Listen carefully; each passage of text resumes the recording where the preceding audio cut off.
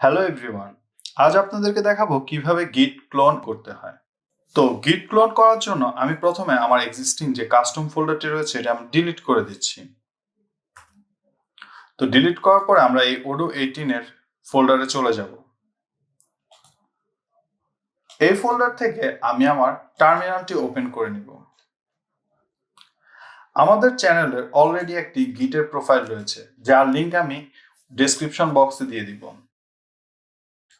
এটা হচ্ছে একটি গিটের রিপো, যার মধ্যে দুইটি ব্রাঞ্চ রয়েছে। এই জিনিসটাকে বলা হয় ব্রাঞ্চ। একটি হচ্ছে মেইন ব্রাঞ্চ, একটি হচ্ছে 18.0। তো আমরা 18.0 তে যদি যাই তাহলে দেখতে পাবো যে এখানে একটি ফোল্ডার রয়েছে আর একটি স্কুল ম্যানেজমেন্ট নামে। তো আজকে আমরা এই ফোল্ডারটি ক্লোন করব। তো প্রথমে আমাদের যেটি করা লাগবে তা হচ্ছে টার্মিনালটা ওপেন করতে হবে।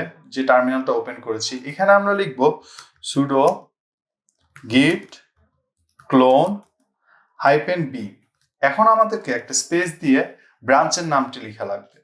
তো আমরা এখানে ব্রাঞ্চের নাম হচ্ছে 18.0 লিখে দিব, 18.0। এরপর আমরা এই কোডের মধ্য থেকে এই https এই ইউআরএলটি কপি করে নিব। কপি করে আমরা এখানে একটা স্পেস দিয়ে পেস্ট করে দেব।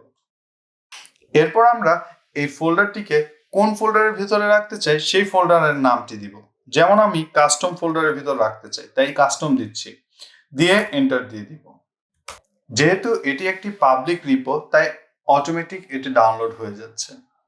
তো আমরা যদি এখন ফোল্ডারটিতে যাই তাহলে দেখতে পাবো কাস্টম নামে একটি ফোল্ডার রয়েছে, যার ভেতরে আছে আমাদের সেই কাঙ্ক্ষিত আরকে স্কুল ম্যানেজমেন্ট ফোল্ডার। এর ভেতরে আরো কিছু ফোল্ডার আছে যা নিয়ে আমি পরবর্তীতে আলোচনা করব। তো এভাবেই হচ্ছে গিট ক্লোন করতে হয়।